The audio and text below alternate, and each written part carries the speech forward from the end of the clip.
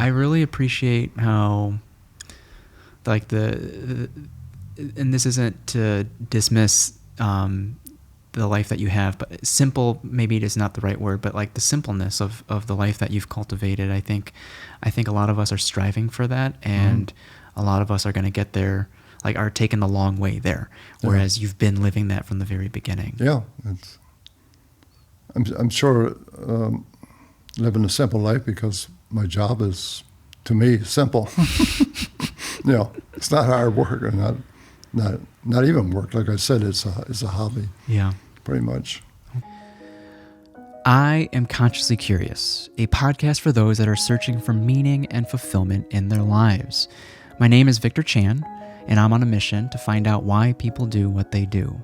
I've interviewed white-collar to blue-collar, entrepreneurs to passion projects, and life is just too short to not produce meaningful work. Thanks for tuning in.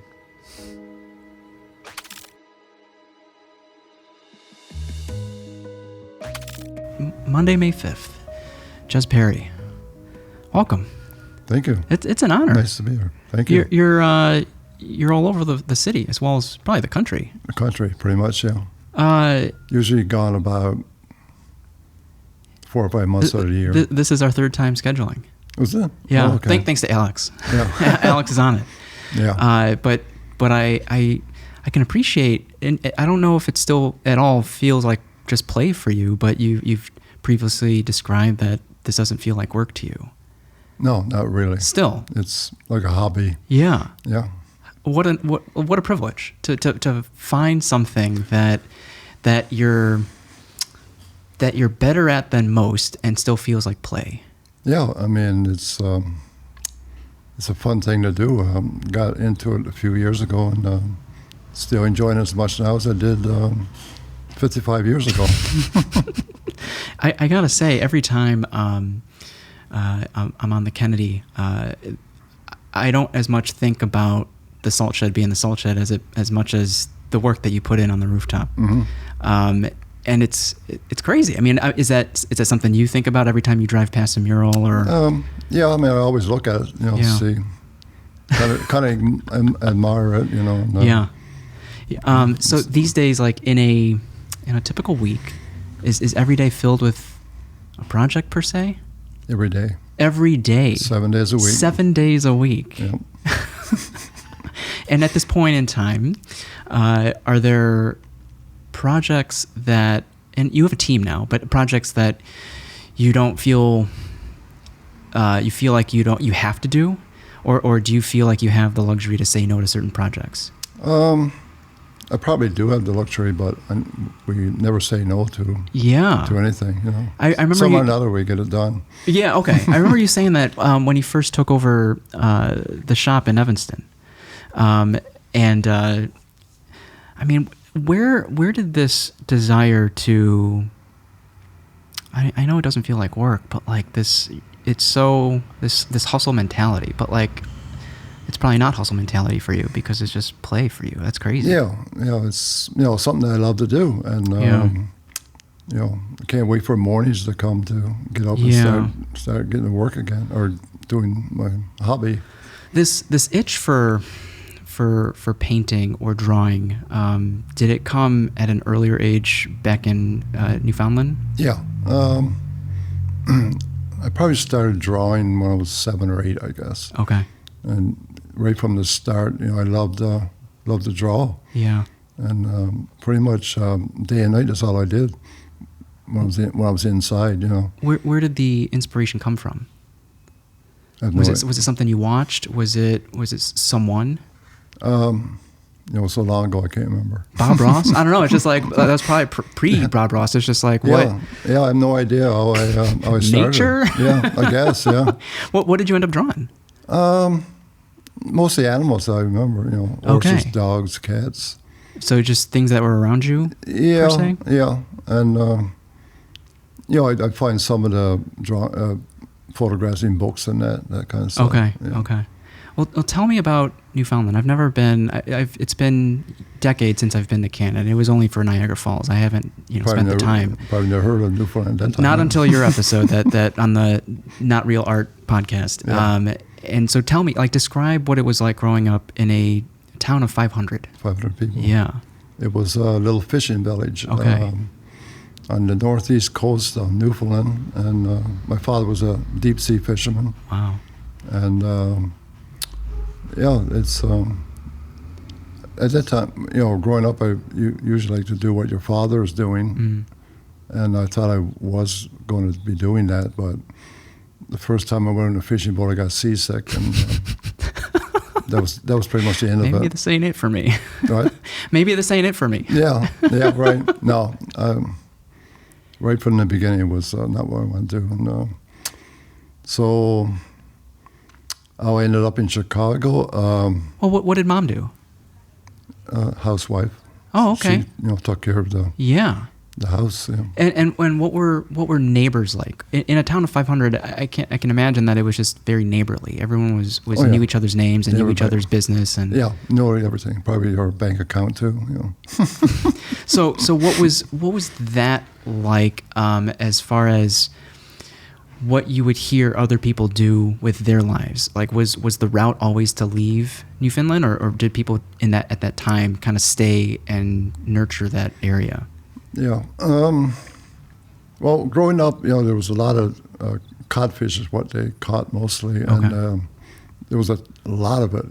Back when I was growing up, until about probably 14 years old or so, it started to disappear. Okay. Oh wow. And I think I don't know if it's half of my friends left, and went somewhere else to get work, and the other half probably stayed there and just kept fishing. Yeah. And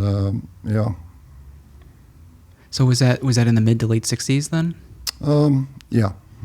So at that point, were trades still kind of like very desirable, or were people moving towards something else? Well, they did have a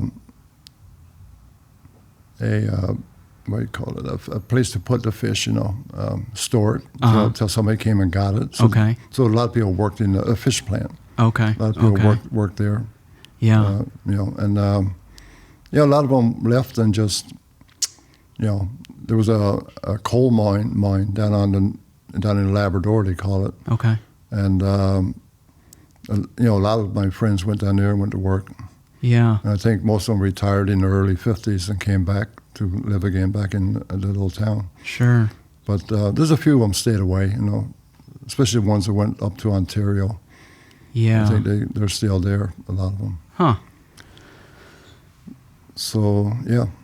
Did anyone, what about this like idea of generational wealth?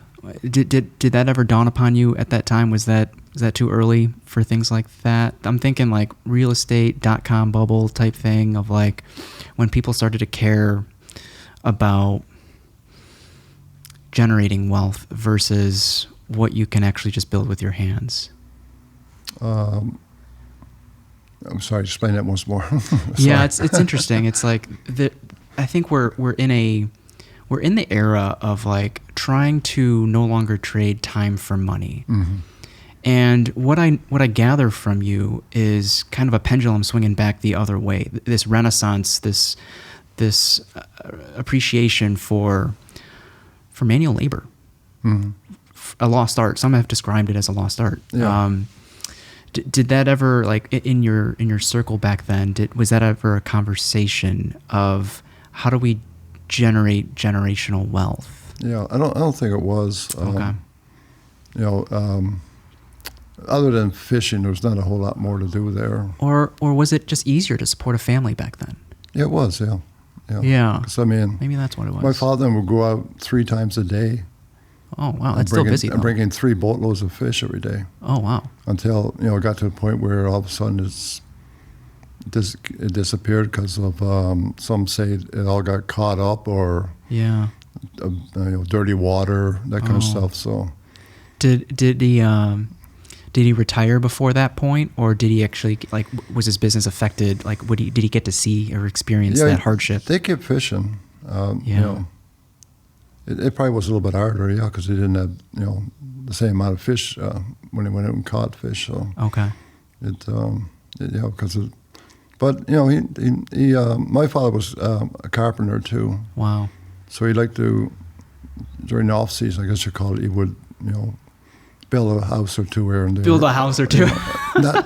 Over the years, And he liked building boats too, Okay. So, oh, wow. So he kept busy out doing that. Yeah. And getting back to me.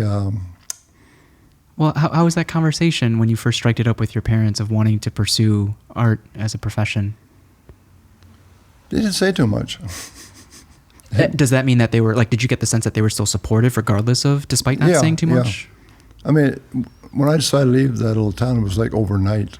Oh. I was actually, Sunday afternoon, nothing going on, so I was on the couch asleep, and my mother, who was hard of hearing, and my cousin's grandmother were down the house, and they were in the kitchen talking. Of course, they're, because you can't hear what they're saying, they had to talk real loud to each other. Yeah. And it woke me up, and something clicked in my head, like, what I'm going to do, what's my next move here? And I had some art magazines sitting there, so I looked in the back of them, and found some ads for art schools. Mm. And I found 3, one in Toronto, one in Vancouver, and one in Chicago. Wow. And the one in Toronto and Vancouver was trade schools. You had to go to a trade school. Okay. But the one in Chicago was something about it was different. Solely art? Yeah. Okay. And, nothing else involved, just draw. So I wanted to be a commercial artist, which is what I thought the school was. Okay. And so I get to the school, and probably after a couple of months, I realized, wait a minute, I'm not doing any drawing anymore. I'm just, with the brush painting letters, Oh, wow. And that's when I realized that, this is sign painting. So, and the funny thing was, I loved it right from the beginning. Yeah. Yeah, right from day one. It was, Interesting how luck strikes like that sometimes. Never got bored. We were in school from 8 o'clock till 2, which is six hours, right? Yeah. And those 6 hours, never got bored in 1 second. There's got to be something to that, in the sense of, in an age without internet, there's minimal research you can do. At least it'd be slower if you were to mail things back and forth, asking questions about a program. Yeah. But you can't do your homework on a program that you might want to go to, and you're kind of taking a leap of faith. Yeah. I figured the guy who ran the school was going to send me back, a letter, of course, saying, send me some samples of your artwork, And it was nothing. He just said, let me know when you want to come to the school. Because he had to get me a student visa, to get into the country. Yeah. Was that easier back in the day, you think? Yeah? Oh, yeah, I think so, yeah. Because, so I sent him a letter back, and then he sent me another letter back saying, with the visa, I think I told him I want to start the 1st of September or something like that. Okay. And, I got the visa for you, and whenever you're ready to come, And I'm not sure at what point I told my parents that I was leaving. So you told them after you were accepted? I think so, yeah.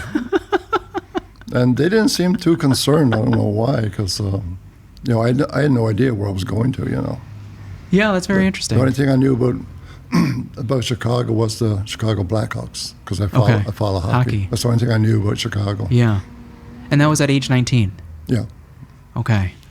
Hopped on a plane. I had no idea where I was going. Did you have little odd jobs here and there before then? Kind of like a paper route, or were you doing anything to accrue? Because I remember you saying you had $2,000 in your pocket. Yeah, my father gave me $2,000. So they were supportive? Oh, my gosh. Yeah. That seemed like a lot of money back then. Oh, it is, yeah. And got to Chicago, and I'll never forget it because it was a Saturday afternoon. And, first I flew to Montreal, and then I had changed planes. I had no idea where to find the other plane.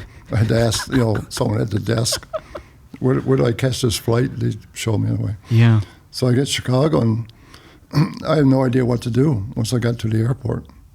I got off the plane, and I had no idea what to do. Yeah. So I remember somebody was on the plane with me, so I followed them.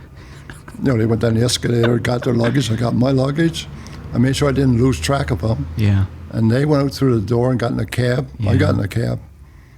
And the cab driver must have asked me where I was going, because the only address I had was the Of the school. the school address. That's all I had.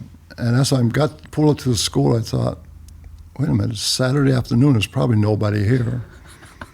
So I got out of the cab, and the cab driver, either I didn't pay him or he was a nice cab driver and just said to wait for me. So I go up to the door of the school, and it's locked. I turned to the cab driver and said, there's nobody here. And he goes, well, what do you want to do? I don't know. So he goes, I'll take you to a hotel. Wow. So he took me to a hotel a couple blocks away. It's that Midwest hospitality. Yeah. These days, you're checking the Uber for their license plate, confirming their name. Yeah. Yeah. So he took me to the hotel and called my father and said, well, I made it. That was pretty much the end of the conversation. And walked down the stairs up the hotel and walked into the street. And the funny thing was, I didn't feel out of place. I felt like I was, lived there all my life or something. Which was kind of weird. Was the Midwest hospitality similar to Newfoundland? Yeah, I think so. Okay. Go ahead. Well, and when you approached the school on a Saturday afternoon, was it large? No, it wasn't large. No, it was very What big. would you relate it to? Like maybe 2 lots, 3 lots? No, nothing. Not even? No. When I finally went to school on Monday, there was only like 25. How do you keep students. a school like that open? I don't know. But the thing was, though, that sign painting is very hard to master. Yeah. I think only 5 of them of that people who were there made it as a sign painter. Okay. The other ones just could not get it. Okay. They tried as hard as they could, but they could not. If you could put words to it, what made it so difficult? Yet you latched onto it at such an early point too. I mean, I don't know if I got an answer for that, because it was very simple to me. I just went right through the whole. It was a 3-year course. Yeah. And I went through the whole thing pretty simple, easy. Do you remember like the people that dropped out or didn't finish? Do you remember why that might have? Was it indescribable into words, or like why they just kind of? Yeah, I guess you need some talent. I mean, Okay. but there was a lady and a man. Both were artists, real good artists. Painting pictures. They bring some pictures and show us. Mm. And I figured, well, you've got that far, you should be able to, do the lettering, but they just couldn't get it. Oh, interesting. Yeah. Despite the art background. Yeah, couldn't do it. So I don't know what the... Some of the videos that are available on the website, you make it look easy. Because there's usually like a stencil in a way. There's usually something that you're tracing. Yeah, for big stuff. Yeah. But by small stuff, you're yeah. No okay. stencil. There's no stencil. No. Sometimes not even laid out. It just you draw your guidelines top and bottom. That's to keep it straight. Not go on an angle. Yeah. And then the rest is just we call it eyeballing it. But. And then, before the computer, I mean, even the big stuff, we laid out by hand. Yeah. And pounced it with a little wheel, Yeah. But now we got a pounce machine that does it, which, when you're busy, I guess is good, I still would like to be able to pounce some of it myself, but... Yeah. Which is like, are there certain things that you refuse to use because you still prefer the old way? The biggest challenge we got those days is, and again, because sign painters have been gone for a long time now, the designers, I don't think they ever heard of sign painters paint, which is, what you're supposed to use for painting a sign. Okay. So when they do a layout for us, they'll have all the different colors of the paint, and it's all water-based, from one of the paint stores. Yeah, but that's not it. No. And we got to use it because, they're matching the color. So it was even hard to find supplies? Sign painting supplies? Yeah. It's starting to, yeah. Starting to. Yeah. We had an enamel one-shot called one-shot painting, one-shot sign painting. And you still get the enamel, but the flat paint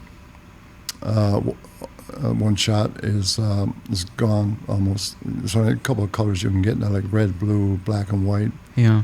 And you use that stuff for like paper signs and that kind of stuff, indoor signs. Mm. And it's and because it's getting very expensive. Mm. You know, like a gallon of paint. I don't know how much it is, but it's probably between $60 and $80 now.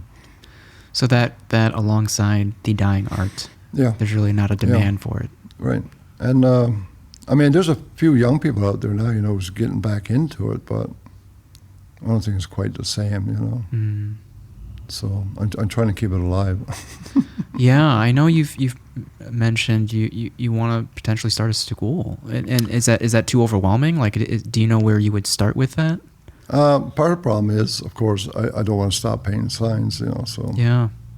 maybe So maybe a weekend school or something like that, one day a week or something, but because I was on the tail end of sign painting pretty much. Oh, okay. The 1970s and 1980s the 80s were real good. I was busy. Yeah. I used to work 18-hour days. Was that when Northwestern University was a big client? Yeah, I was up in Evanston. Yeah. Okay. And the 90s was almost overwhelming. The first 5 years I worked alone and worked day and night and fall asleep at the shop and everything. You might fall asleep painting. Yeah, I did a couple times. Sitting down, I would sit down and paint paper signs, and I just fall asleep. And How close was home, or did you sleep in the shop? Like how close was home at that time? I lived in Wilmette. That's far. Well, it's not that far. I mean, it's 5 minutes at most, probably. Yeah. But so I was on the tail end of it, and the school I went to, was you had all 4 or 5 old-time sign painters teaching you. Okay. So I learned all the tricks from them, Yeah. And us old-timers is the only ones who knows those tricks. The young people don't know them, Did they emphasize things like you need to know the basics before you learn the tricks? Yeah. Yeah. Yeah, the first alphabet they teach you is the block lettering. Okay. Or Helvetica, whatever you want to call it. Yeah. Yeah. And that's the hardest, even though it looks pretty simple, that alphabet is the hardest alphabet to do. Okay. Because it's got to be almost perfect, because whereas some alphabets, you can just make up your own and it'll look good, but that one, if you're doing that one, got to be almost perfect. And yeah, I think that's the font I use for our captions. Yeah. Yeah. So, I mean, if you can, get that one down real good, and the rest all comes pretty easy. But there's a lot involved, like one of the most important things is layout. Okay. You got it, and layout takes. In the sense of the setup? Yeah, laying out a sign. Okay. Okay. It takes about 10 years to get really good at it. Okay. Okay. Yeah. I mean, I never forget the first sign shop I worked at. And the guy says, "Eric, do this paper sign." He gives me the copy, Yeah. I'm laying it out, and I'm not realizing he's watching me. He's like walking back and forth and looking at me. And after I got it later, he comes over and goes, "Here, let's do it this way." Mm. So he takes one of those little feather, what do you call it, dusters, I guess you call them. Okay. And wipes it all off. And I was upset, I thought. You thought you were doing it good. Yeah, there's nothing wrong with my layout, So now I finally got that down real good. Yeah, where anytime I look at a layout, they're not. You can tell. Yeah, because your eye is trained, to see it right away. That that's not quite right. And as far as evenness or centeredness, or is that what you mean? Yeah. Plus, let's take a sample like, I don't know, John's Plumbing or something like that. Okay. Something and with the phone number and maybe a description of a few things that he does. So something on that sign has got to be big, bold. Yeah. A lot of signs I see, the lettering is almost the same, but something on that sign's got to stand out, whether it's the name John or plumbing. And you would think plumbing would be the big thing because that's what he does for a living. Yeah. And then everything else just kind of falls into place. Okay. On a smaller scale. Maybe his name is next in the phone number. Then the other stuff that he does is kind of small lettering. Sure. Yeah. Okay, so that's what you mean. Yeah. Like composition in a way. Plus negative space. Yeah. The negative space has got to be done right too. Meaning, where there's no lettering. Yeah. You can't have too much negative space. Okay, but negative space is important. It's important, yeah. Because then it could feel too stuffy? Yeah. Too crowded? Yeah, you don't want to get too crowded. That's one thing. Yeah. And too crowded and what was the other thing? They get too close to the borders. Yeah. If you're doing a plywood sign, you got to leave a nice border around the lettering. Right. And there's a lot of stuff to learn. I mean, is that something you're always paying attention to when you're even grocery shopping and you look at brands of I'm bags always and looking at cans? signs, everything. Yeah. You go, that one's pretty good, or that one's not so good, and that kind of stuff. And the other thing is, I should do sign consulting too, I guess, because you don't? How do you know? I don't. No, I should, because sometimes it's too crowded and they got too much words on there, and you got to look and get rid of some of the lettering. Yeah. And I want to do a T-shirt someday that says "less is more." Yeah. Absolutely. And then they ask me, "What do you mean by that?" I mean, right small, right way signs in the corner or something. So there's a lot to learn. But see, I can see you guys being, if not already, being approached to consult. But you being you want to continue painting. Yeah, I mean, there's really no time, because I travel all over the country. I just got back 2 weeks ago from Nashville. Before that, I was in Dallas and then Houston, and I got to go to Des Moines, Iowa, and Kansas City. Yeah. Are you a big baseball fan as well? Hockey. Just more so hockey. Because you've done Wrigley and you've done other baseball fields, right? Yeah, I play hockey. Oh. It's in my blood. So I've been playing hockey for 70 years. So. You've done? Oh my goodness! Yeah, all my life. You still play? I know in your Instagram, that's like the first photo. That's the most recent photo. Which one was that? You're on the rink. Yeah, probably. Yeah. Yeah, my biggest thrill of hockey was I played in the Wayne Gretzky fantasy camp in Vegas. Wow. Got to play with Wayne Gretzky and a few other NHL players. That's special. Yeah. Yeah, frozen. I got pictures all over. Alex went with me. He took 2,000 pictures. Oh, good. Good. So, anyway. Have you done any work for, let's say, Mr. Gretzky or the Blackhawks camp or anything like that? No, I haven't gotten into that yet. I've done, at the United States, I did one of the doors you come in, I think it's on the south side of the building. Yeah. Right by the Goose Island. Nice. We did some stuff. The restaurant over there? Yeah. Okay. But there's a couple of big plywood signs when you come in the first door. You look to your right, and I can't remember what it said. But it's for Goose Island. After seeing some of your paper signs, like there's, it's not generic. Like there's a style. There's a Ches style. There's a brand to it. Yeah, every sign painter in the old days had their own style. Yeah. I could see a truck go down the street and tell you who did it. Okay. Because they do something a little bit different. Yeah. Yeah. What point was it? Year 10, like when you started honing your style? When you started picking up, like this is like my signature. Like this is like something that you kind of repetitively do. You said 10. I'm just guessing. How long? At what point did you realize that you had your own style? Not till I started sign painting school. Yeah. Because everything else was just I don't know if there's much. I guess there's some style in doing paintings. Yeah, there is styles in paintings, but most I did was just pencil drawings and that back when I first started. Yeah. But yeah, that wasn't probably until I got out of school. Okay. That started developing a style. Yeah. Most sign painters, old timers, got their own style of script. They don't take it from a book or nothing. They just do their own style. Yeah. Yeah, there's people making that into a profession of like helping people develop a signature. Yeah. That's really cool. So much I want to do, but you can't do everything. Well, I mean, Some would define success as achieving the thing you want to do, but also being discerning about what you don't want to do, because there is so much time, only so much time. Yeah. Yeah. Most sign painters, they go into a certain. I like to do everything, from the paper sign to wood signs to windows, truck lettering, gold leaf, brick walls, that's flat a good variety. roofs. I like saw everything. that. Neon signs. Yeah, like, but some guys specialize, Okay. Like, again, years ago in the 70s when I first started out, there was one guy I remember, all he did was show cards. Okay. Show cards is cardboard signs. Okay. From like 28 by 44 inches down to a 4 by 6, something like that. Okay. All the little store, they used to put them on the counters of stores, different stores, and it just had some kind of little message on there. And that was hand painted. Yeah, and that's all he did all day long. Oh. Show cards, 5 days a week. And then another, gold leaf too. So another guy would just do gold leaf. Wow. Everybody, found their niche, but for some reason I like doing everything.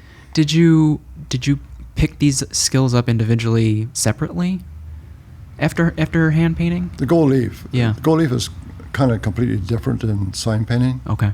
It's a whole different process. So for that, you had to, I learned it in school, but I wasn't really into it because sign paint takes patience, but gold leaf takes even more patience. More patience. I mean, you can't rush it at all. Okay. Yeah. Okay. You got to scrub the window, 4 or 5 times to make sure there's nothing on it. Yeah. Otherwise, it'll show up in the gold leaf. And, every step is something different. And, it's completely different than sign painting. Yeah, I think I saw Dollop Coffee. Yeah. Did you learn that from another master or like YouTube University, or like where did you learn gold leaf? Well, we did. It was part of your when you school. first went to school. Okay, but I didn't care for it. I don't know, something about the patience. Even though I got good patience, this was a test. Yeah. And I didn't care for it, so I never really did much of it. So when was it around the 80s when, or was it the 90s when Northwestern went towards the digital side, that you started branching out into other skill sets? I mean, when I didn't do any science for Northwestern, is that what you said? Yeah, like at what point did you start realizing you might need to branch out beyond hand painting?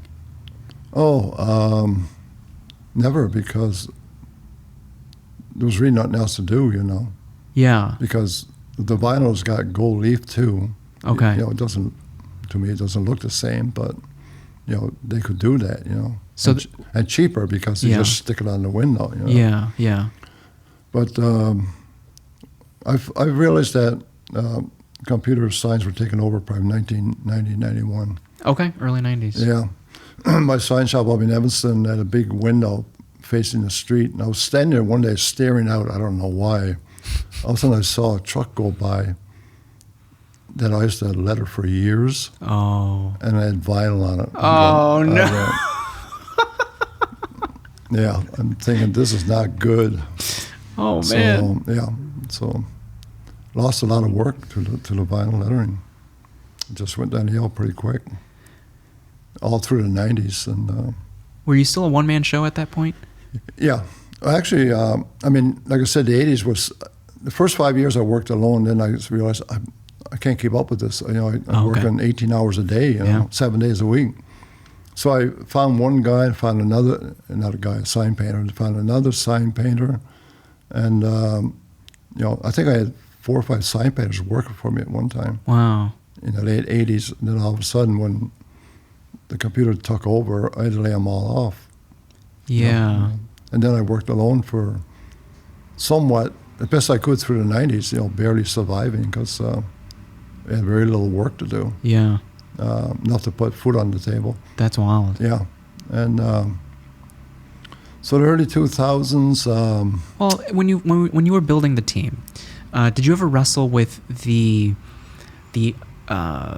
budget? Like, did you ever raise your rates to enable you to continue building that team as well as kind of just Yeah, I probably did a little bit, but I mean I was still pretty busy, with those 4 sign painters. I'm keeping them busy every day. But your level of mastery is getting to the point where you shouldn't have to crank out a certain quantity of work in order to continue doing the work you want to do and continue putting food on the table and a roof over your head. Mm-hmm. I'm sure at this point, were you starting to build a family as well?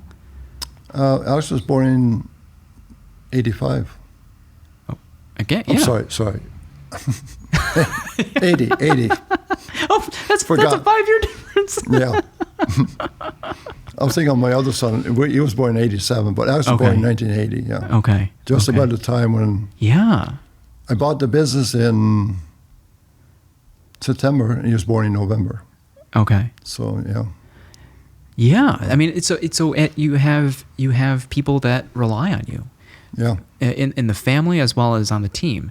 Mm. And so there's a reason to raise your rates. And yeah, I'm sure I raised them some, but it's so far long ago. Right, but there also this desire to not, and you might say differently, but to not bury yourself in work, to want to spend time with the family. Yeah, that was a difficult decision. I mean, I was actually afraid of being a loser. You know what I mean? This business is going to go. You were afraid of losing the shop. Yeah. So you were taking everything you could have taken. Everything, yeah. I understood. Like there was this wrestling of like, if I raise my rates too high, they're not gonna. Yeah. There's no value in that for them. Well, I think it was this guy I bought the shop from, the sign painter. He told me, don't take too much, even though I didn't listen to him, and he also said, if you get too busy, just raise your prices. You'll get rid of some of them. Yeah.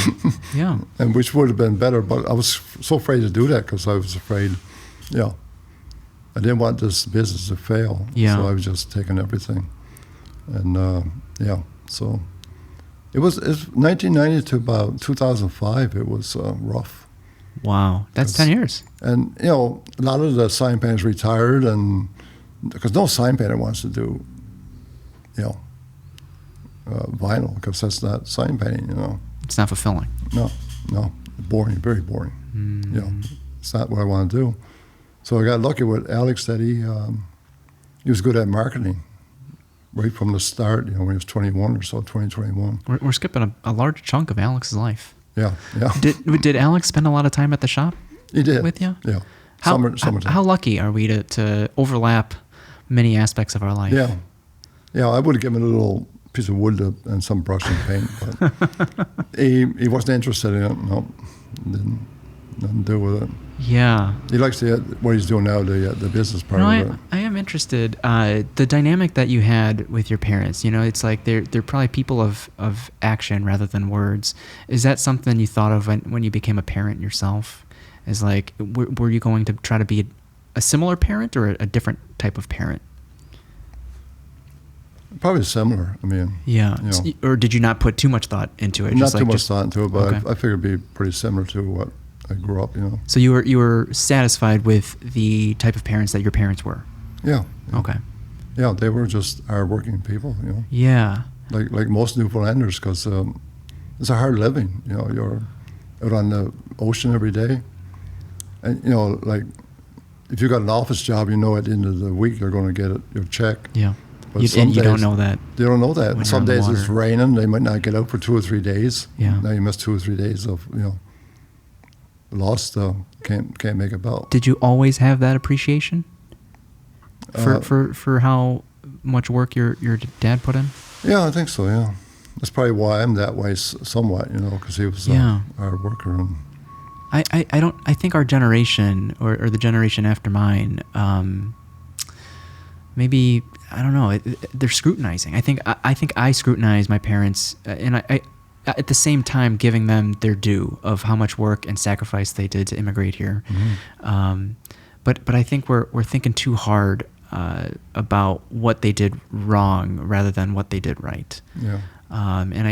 As I try to start a family, it's like I try to think about what I would do differently, but at the same time I also find myself becoming very similar to my dad. Yeah, you probably do. Yeah. My father, I pretty much want to do whatever he did. Yeah.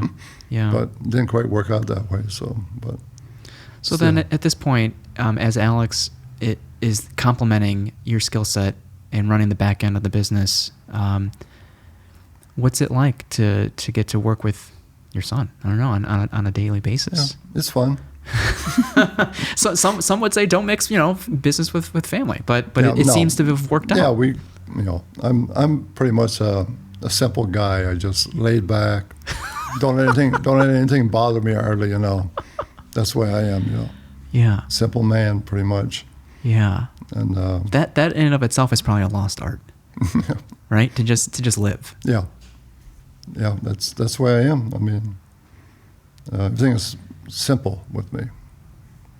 Don't do a whole lot, outside of work. Sit at home nighttime, watch hockey, and fall asleep, and get up and go to work. You can probably say that you've always wanted to do whatever you wanted to do. Sometimes it takes most people half their life to realize, or work their way up to finally doing what they want to do. Yeah, I feel pretty lucky. I mean, it's just like it kind of snowballed, one thing into another, and and I almost, in my mind, even probably when I was 18 or 19, that I just felt that things are going to work out. When you're younger, you probably don't think, that. You're not thinking too hard. Not thinking I don't know what if it's going to work out or not, but everything just kind of overlapped and just fell into place pretty much. Because you don't hear stories like that of journeying to another country without knowing where you're going to stay. Yeah. For the prospect of a school that you might be into, Yeah. not even knowing it was a hand painting school, thinking it was just an art school. You don't hear stories like that too often.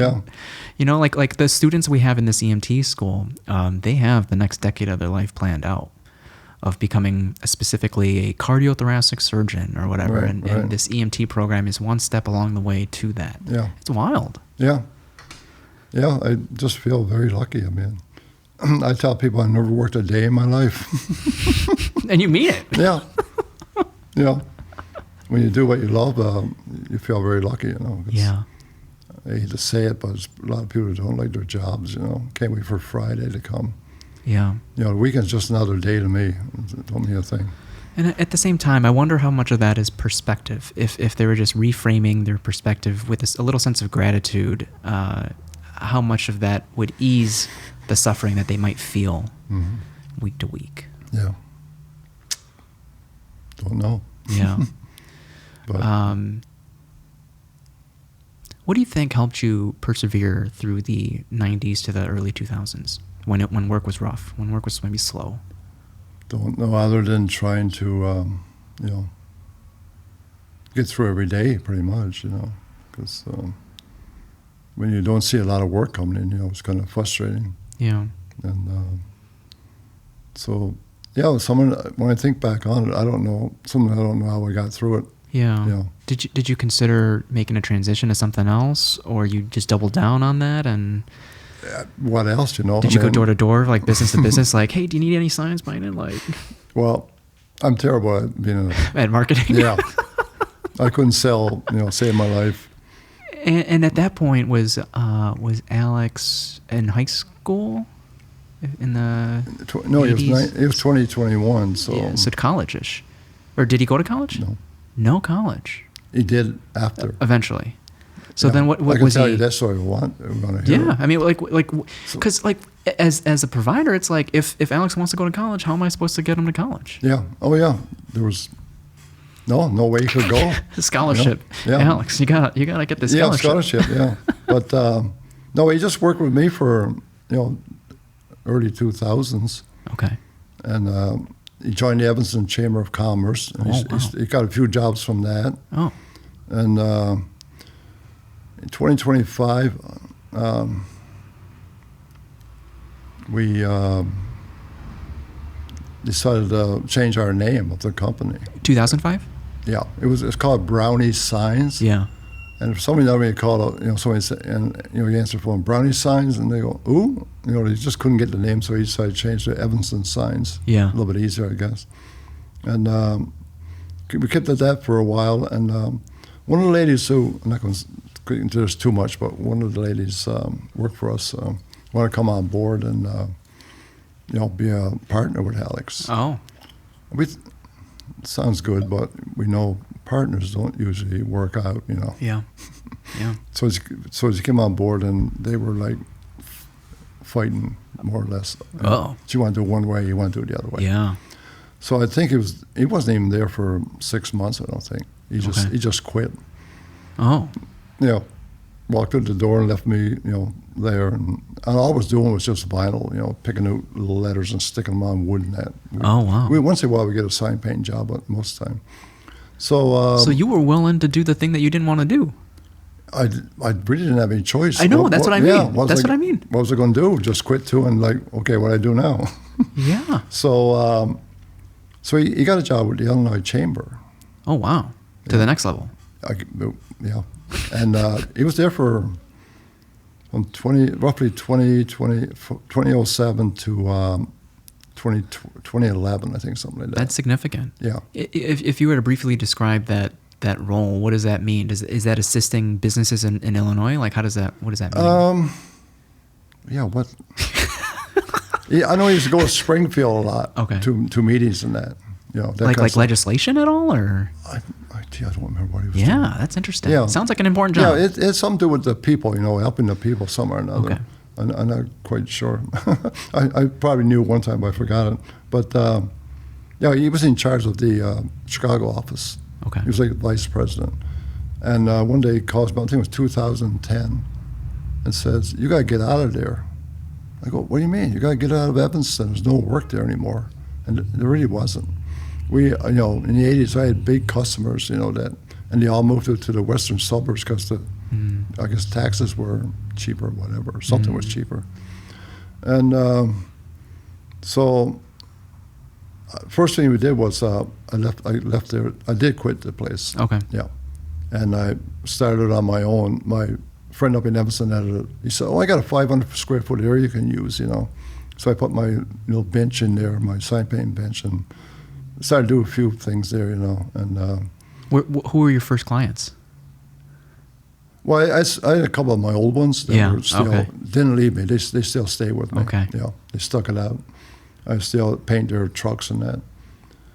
And other than that, oh boy, I can't remember. I had probably 7 or 8 customers that stung it with me. Wow. And so, we finally got a computer machine, a digital printer machine. We figured we were not going to make it on. I mean, he would be running Can't escape it. Yeah, I'm not going to be running it. No, he would do that part. You know. So we started picking up customers and getting a little busier and busier. And then Alex decided, we're going to move to Chicago. We're getting out of Evanston completely. I don't know at that time if we had already had the name Brightway Signs or not. We must have, I guess. So we found a storefront in Chicago, and we hired a guy to run the computer, and it just took off. I mean, from that time on, whatever Alex was doing with the marketing part, it started to click. And was it a website? Like, I'm sure he had a website on it, yeah. Or was there a lot of foot traffic? Was it it the same office in Bucktown, or was it a different? No, this was on Lawrence and Milwaukee.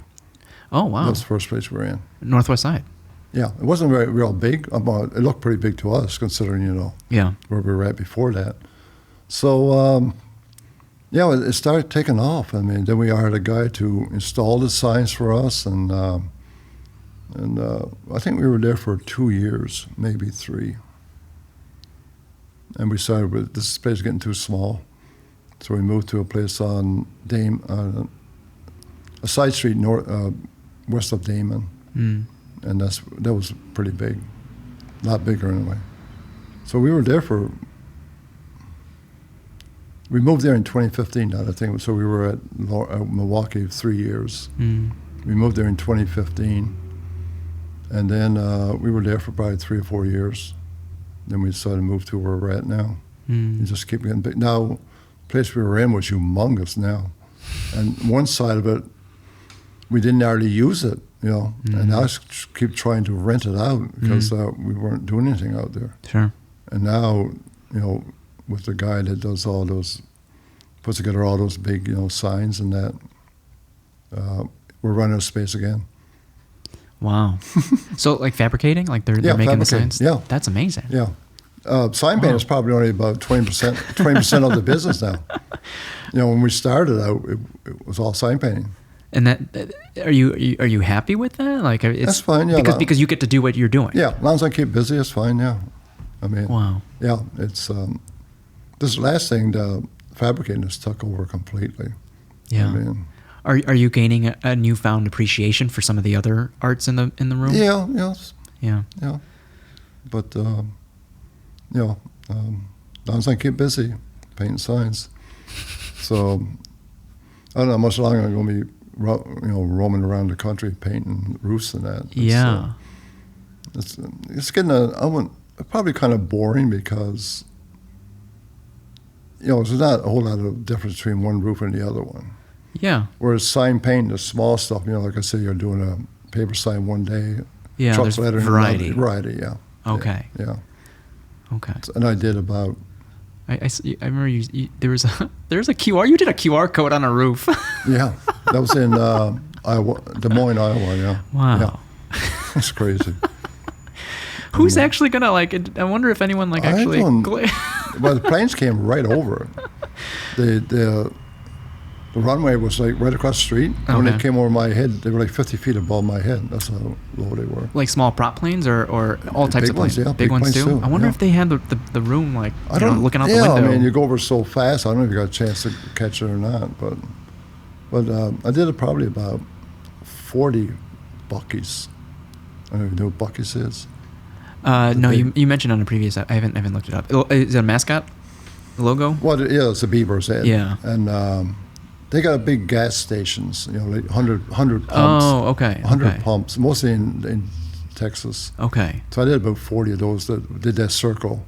Okay. On the roofs. And oh, wow. It started to get boring because it was, every 3 days I'm on another rooftop painting another logo. Yeah. Yeah. So, but it was fun at the same time. Okay. So I was going to ask if there's a certain type of vessel that you enjoy painting, but what I'm gathering, it's more so as long as there's variety. Yeah. Doesn't matter if it's a wall, a truck, paper, right. Yeah. window, doesn't matter. Right. That's what's good about, anyway, this business. Yeah. Can't speak for any other business, but this one it's a lot better. I feel it's a lot better than just sitting there all day at a computer, staring at a computer. 100%. Yeah. Do you find yourself noticing an audience at times? You mean when painting? Yeah, when you're painting, unless you're in your shop, but when you're in public. I mean, more than two might stop and look and take pictures or something, but in the old days, they always had some smart, say something that's kind of funny, like, "Oh, that's how you do that." "Oh, hey, you're cheating." Like when you're painting backwards on the inside of the window. Yeah. Especially when they see the pattern on the outside, Yeah. Hey, yeah. you're cheating, Yeah. Not but there's some videos of you doing it by hand too. Yeah, not realizing that you had to do that pattern by hand, though. You don't realize that, that what the pattern is on the paper. Yeah. You got to sketch that out first before you can do the window. Yeah. Yeah, it depends on how complicated it is. Could you theoretically print that? Could you digitize it and print it, and then tape it on the window, and then do that? You could do that, but you don't do that. Yeah. No, I mean the problem with the computer, printing something out for you. Yeah. Is it's die cut lettering. Everything is perfect. Yeah. Sign painting is not supposed to be perfect. Okay. The little flaws is what makes it interesting. Yeah. Yeah. There's no such thing as perfect sign painting. So do the imperfections pop out at you? In a good way, not in a bad way. Good way. In a good way, right? You don't notice it that much. To where when you notice it, you notice the fact that it was handwritten, hand drawn. Yeah, I don't know if the public would notice that or not. The trained eye. Another sign painter would notice that that's hand painted. Okay. Yeah. So, that's the big difference. So when I do a pattern, especially if it's some small lettering, I use it as a guide, but I don't try and follow the lettering, perfect the way it's on the computerized. Sure. Yeah. Do you remember if there was a client that opened up all the doors for you? A client that they were so wowed by the work that it led to your next client and then the next client? Especially when you're painting something outside. Yeah. So, Oh, okay. Yeah, they'll come up to you and say, "Hey, you got a business card?" Yeah. Yeah. Yeah. So that- for Rightway, was word of mouth the strongest marketing tool? Not now. No, it's all the social media stuff wow. that Alex puts on there. Yeah. In the old days, it's all word of mouth. Okay. I was I didn't have advertising in the yellow pages or nothing. Remember the yellow pages? Yeah. Never put anything in there. Okay. And I always get a salesperson come in and go, talk to me about putting an ad in. I would say, I don't need an ad. I'm so busy right now I can't keep up with it. Why do I need an ad? Yeah. So there's a couple of them wouldn't say no, take no for an answer. They'll try and make me want to put an ad in paper. I don't want to. There's no need for it. So that's a big difference probably. Yeah. It's Alex is always putting No, I love something on social media. Yeah. Keeps it going. Yeah, some of the video producers you've worked with did a great job of just capturing the day in the life. Of course, I don't like watching myself, so I don't look at them. I did one part we missed, I guess, is I've been on TV about 25 times. Oh, yeah? Live, most of them. Because the first one was 2010. I don't know if you follow hockey at all, Blackhawks? No, not I don't. Well, they won the Stanley Cup in 2010. Yeah. And the last game before they went to the finals, they played, I don't know where they played, but it was a Saturday night, and Alex calls me up. We had already moved to Milwaukee Avenue. Okay. And Alex found a brick wall in the street as soon as we moved into that place. Yeah. And he said, I found a brick wall in the street. We're going to paint our logo on there, So we did. And then when the Blackhawks went to the finals for Stanley Cup, he called me up Saturday and goes, tomorrow we're going to go over and paint over that logo. And we're going to put up there, "Let's go Hawks, we want the cup," with a big Blackhawk logo in the middle. And he goes, and I sent a press release to all the TV stations. I laughed at him, Yeah, they're going to show up, right? And they actually did? They did. All of them. 2, 5, 7, 9, Fox, the Spanish station. Oh, yeah. WBBM radio. Yeah. And a lady from the Chicago Tribune. Nice. Yeah. So I got there at 5 o'clock. I'm up there painting, and I look down and see the trucks coming in, and Alex calls up and goes, "Come on down. We're going to be on TV in 5 minutes." And I'm like, I've never been on TV, and I was like, oh, my God. I told him, you got to stand next to me, because I might not be able to speak. So the first one we did was Channel 9 Live, and as soon as they, you're kind of standing there, right, with, waiting. Yeah. And all of a sudden she starts, out of nowhere, she starts talking. What do I do with my hands? Yeah. So I probably froze pretty good.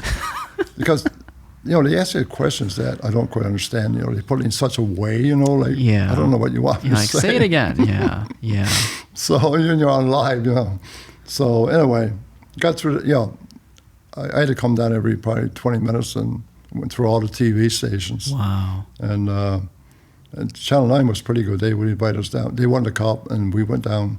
They invited us down to the parade at cool. At the Daily Plaza. I was there. You were you on the bus? No. Oh, okay. But you were in the crowd? Yeah, well, TV stations, their cameras were right there. So I think we were down for 3 hours, from 6 to 9. Every hour they would come over and interview me live on TV, talking about signs and that, Oh, wow. Because Alex had the idea, we take a little 18 by 24 signs made out of plastic, take my brush and my paints, and go in there and start painting, signs saying, like, "Congratulations, Blackhawks," and all that kind of stuff. And I had a line of people, about 150 people lined up. Like people, were you giving them away or selling them? Yeah, give them away. That's so cool. Yeah, 150 people all the time. I look up and there's, the line is not even getting smaller, And so at 9 o'clock, the producer comes over and goes, "Okay, sorry everybody, but he's got to leave because when they leave, I got to leave. We're all leaving. And I felt sorry because it was like 10 or 15 people still there in line. Oh, wow. So how big were these signs? 18 by 24. Each person was getting a sign? Yeah. That is wild. Yeah. And the funny story was, so I'm packing up my stuff in the corner of my eye, I see a young lady standing there. And I said hi to her, and she goes, "Can you paint the word Blackhawks on my arm?" And for a split second, I thought, "Yeah, why not?" But then I thought, "No, if I do that, I'm going to have another line of people there." So I wasn't lying. I was using water-based paint. Yeah. And it was a hot day. Yeah. And I said, if I paint on your arm, it's going to fall off when your arm gets sweaty or something. So she accepted that and left. So, yeah, we were, from there on, I did next Sunday, won the Cup on a tavern on, I think it was Damon. I did the same thing. I was painting out there. And Channel 9 had a lady over there all day filming me, and then I went, then we switched to the Cubs for 3 years in a row when they first opened the game. Mm-hmm. They would invite us down to the tavern there by the Cubs bar. Yeah. And I would, same thing, outside painting them. Oh, that's so cool. So is it the news stations inviting you or actually like the Cubs camp inviting No, the news you? stations. Yeah. Oh, Yeah. very cool. Yeah.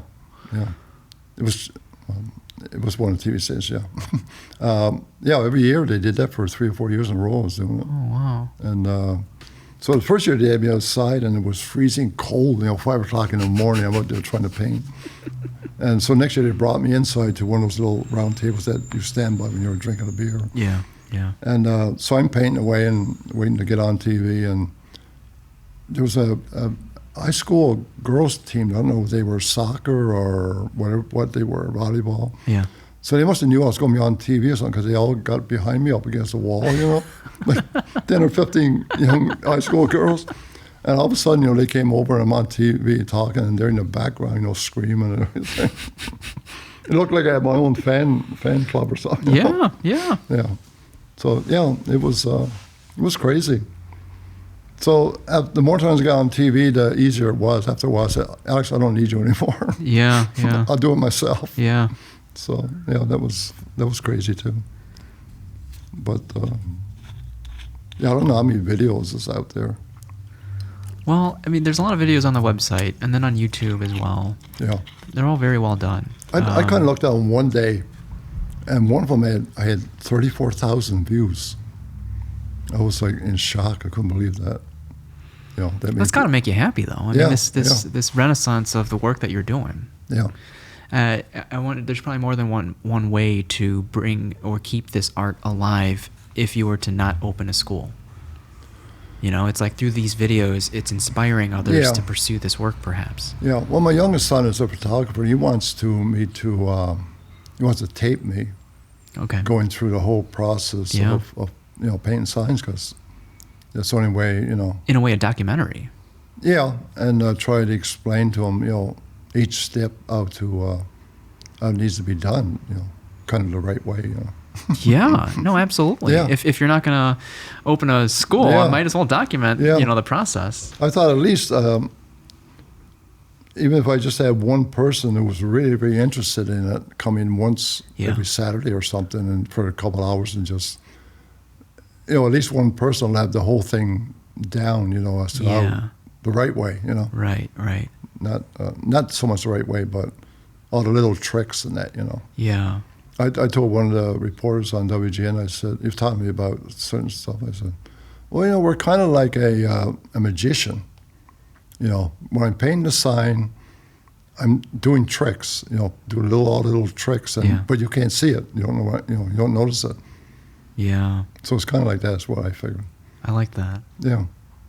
I like that. I'm doing little things, but you don't notice it.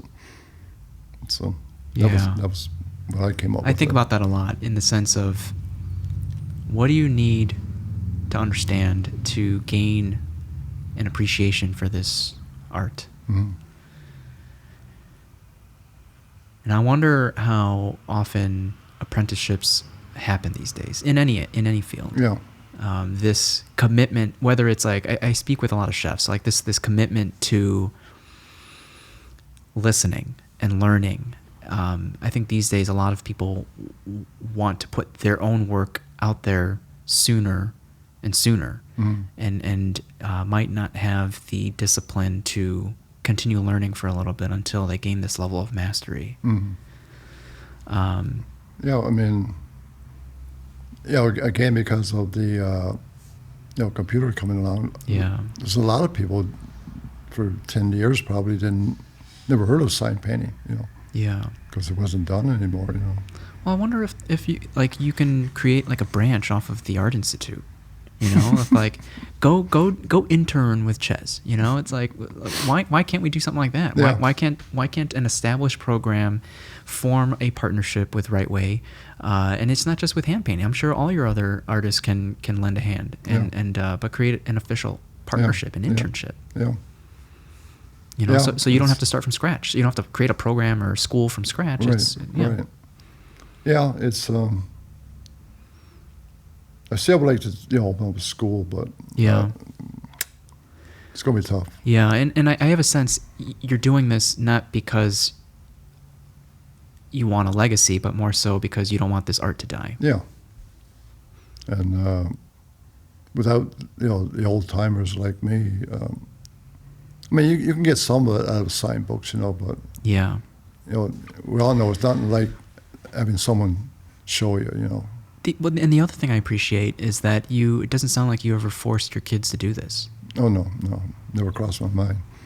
Right? It's like one part of you is like, I don't want this art to die. Yeah. The other part is you just like, I'm not going to force my kids to do this. But you can't force them because, at least for sign painting, because either you got it or you don't, you can't. Okay. If you don't have it, you'll never be able to learn it, Yeah. Yeah. It's there's... It's not, okay, sorry, go ahead. No, go ahead. I was going to say, there's not that many old-timers out there anymore, No. So that's why it's going to pretty much die, Yeah. That's interesting. It's like there's that mentality on the spectrum of like what you want for your kids, and then on the other end, you hear that you just don't want them to experience hardship, whether that's being in a kitchen or whatever. And at the end of the day, I think we all agree that we just want security and safety for our kids. Yeah. To take this one step farther, I guess, Johnny, Alex's oldest son, he just turned 11. Oh, wow. And he pretty much takes after me. He loves to draw, and he loves hockey. He plays hockey. That is so special. The two things I love, he loves. Oh, that's special. So they say sometimes it skips a generation, so this could be. And you're not pushing it. But you're there to be. You're there. Yeah. That's so cool. Right now he loves drawing. So maybe another couple of years I'll just take him to the shop and give him the brush and see if he likes. First you got to do the strokes. You got to learn the strokes this way and that way, and then curve this way and curve that way, and angles. You got to get the strokes down before you start painting the letters. So you might have a chance, to. I guess back in the day when you started school, how different was it? How different was it compared to if you can press it. Which one? This one here? Yeah. Okay. How different was painting in comparison to drawing at that time? But like, or if you can describe what got you hooked in the first place, of like, hey, I'm pretty good at this and I enjoy it. I'm going to pursue this even further. You're talking about the drawing first? The painting. The painting. Yeah. Sign painting. Yeah. When you arrived at school. Yeah, when I arrived at school, like from day one. What was that task though? What was that assignment that got you hooked on? Actually, before we did the brush, we did pen and ink lettering. What is that? Those little nibs pens, but they're circle. Mm-mm. There's some circle, some square, some just. But there's no strokes in this, or is your this... stroke. Yeah. Oh, really? But you do the lettering about an inch tall. Oh. Because the pen is very small. Oh, okay. And so you did the same thing. You did those strokes. Okay. And then you did the pen lettering. Oh. The alphabets, all that stuff. Yeah. Yeah. I guess that was kind of to get you into some practice for doing it with the brush. Yeah. You'd have a feel for it, already. Yeah. So, yeah. Huh. So, even doing that stuff, right away, it was just kind of hooked on it. Okay. There was no, like a week later, oh, I love this, I loved it right from the beginning. I felt like this is what I'm going to be doing the rest of my life, you know. There's so much luck in that. Yeah. Right? I feel like this generation is they keep seeking, and they're looking for that thing that fires them up like that. Yeah. But I feel like this generation is having a hard time with that. Yeah. I don't know if it's being stuck on the computer or maybe being overwhelmed with the number of options. Yeah. You can do anything you want. Yeah, I guess, yeah, that too, yeah. Yeah, I didn't have a whole lot of options when I was growing up. There's beauty in that, Yeah. in constraints. Yeah. Do you find yourself being a grandparenting differently than when you were a parent at all? To Alex's son? I guess a little. Yeah. Which way you mean, like? I don't know. In any way. There's no right or wrong way per se. Yeah. It's just, are there things that you're doing now as a grandparent that maybe you didn't get to do as a parent? No, I think they're pretty That's close great. to the same, yeah. Of course, again, I'm on the road a lot, so I'm, Yeah. If So I'm sure you savor it when you have it. yeah. I try to go out to all it. If I'm home, I do go to all of his hockey games, Yeah. and because I understand hockey probably as much as I understand sign painting, because I've been, skating for 70 years, and I watch hockey every night. Yeah. It's on TV, so I understand hockey a lot. So, I mean, that being said, did you ever have aspirations of going to actually play hockey professionally? When I was growing up, I want to be one of three things: an artist, a professional hockey player, or a police officer. Really? Yeah. Very cool. And hockey, I grew up in the wrong part of Canada. In what sense? No ice ponds?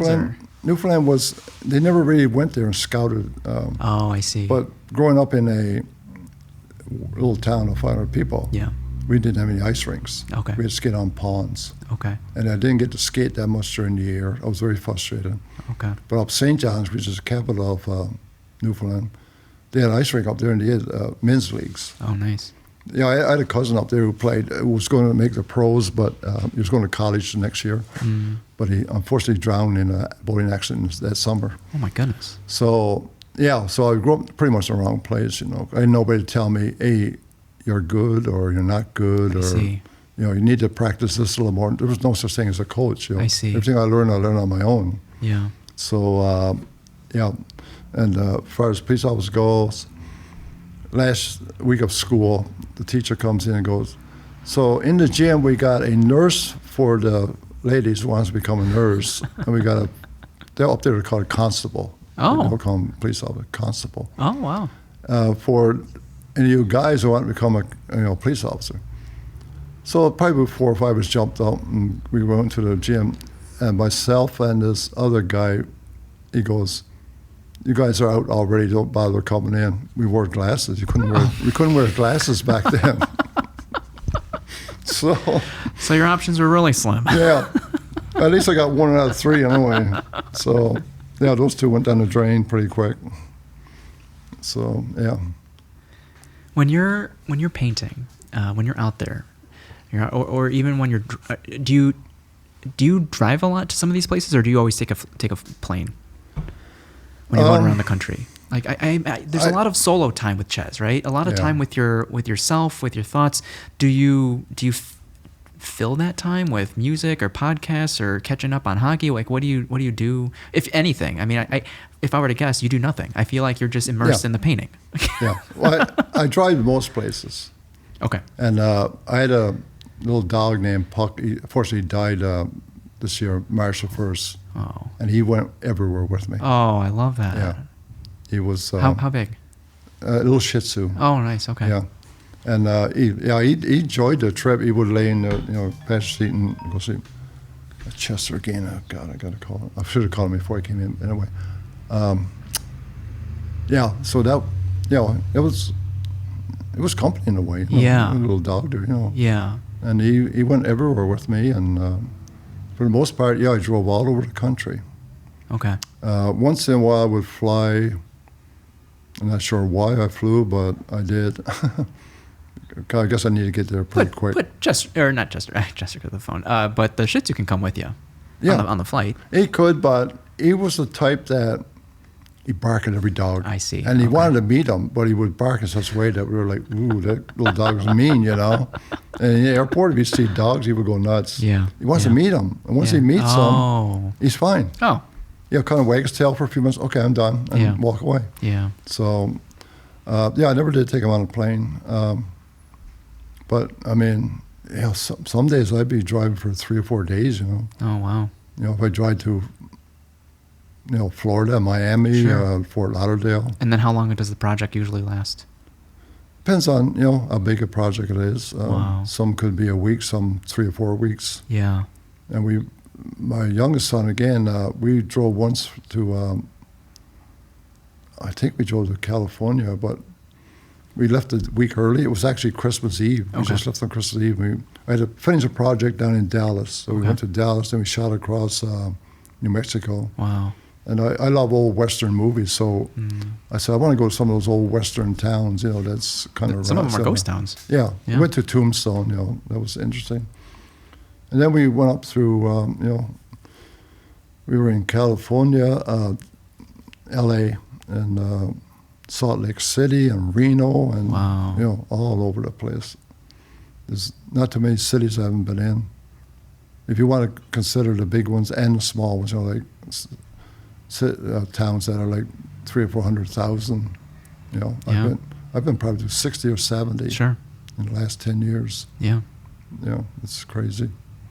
Well, tell me like what goes on in your head as you're painting? What are you thinking of? I try and think on well, depending on what the painting is, right? If you're not listening to music, if you're not listening to podcasts, what are you thinking of? What's going on through Chen's mind? If they're small projects, I got to concentrate on that because you could screw up somehow or another, Does does time disappear for you? Probably, yeah. It goes pretty fast. The day's not long enough. That's a lost art to stay focused for that long. Yeah. And the big ones where once we get the pattern on the roof, then it's your mind just wanders all over the place because you're up there with a roller just rolling paint, like, oh God, So then do you find yourself thinking about all the other things you got to do? Probably, when it becomes so monotonous like that? Yeah. On the roof is the worst because you don't have, I don't have any music up there. Does it dry faster than you can paint? Or like, because it's so hot? Is it hot up there? It is hot. Yeah, right? We try and avoid July, August, June, July, August, September, because it's, especially down south or west, it's too hot. Yeah. We did a couple of roofs when we first started, not thinking. Alex and I went to Dallas in the middle of summer. It was 110 degrees up there. Oh. And I thought I was going to die. It was so hot.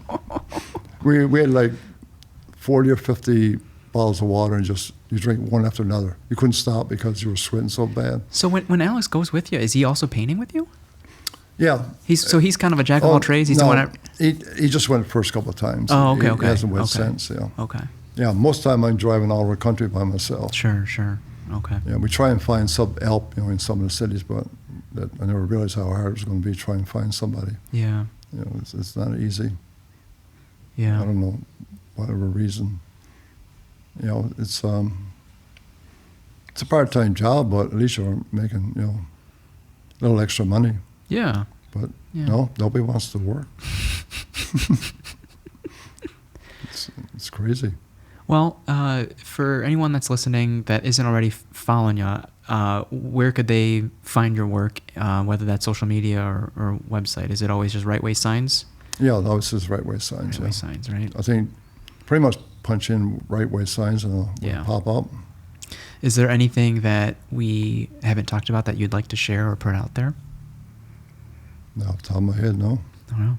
I think we pretty much covered everything. I really appreciate how, like and this isn't to dismiss the life that you have, but simple maybe it is not the right word, but like the simpleness of the life that you've cultivated. I think a lot of us are striving for that, and a lot of us are going to get there are taking the long way there, whereas you've been living that from the very beginning. Yeah, I'm sure living a simple life because my job is, to me, simple. It's not hard work or not even work. Like I said, it's a hobby. Yeah. Pretty much. Okay. So yeah. Chaz, like I said, it's an honor. We'll be in touch. I feel like as our business grows, I love the different signs that you guys are able to make. So I'm sure we'll find some way to work together in the future. Yeah. I appreciate the conversation. I appreciate the life that you're living, and we'll be watching. All right. Thanks for having me. Yeah. Everyone else, thanks for tuning in. We will see you in the next episode. Bye.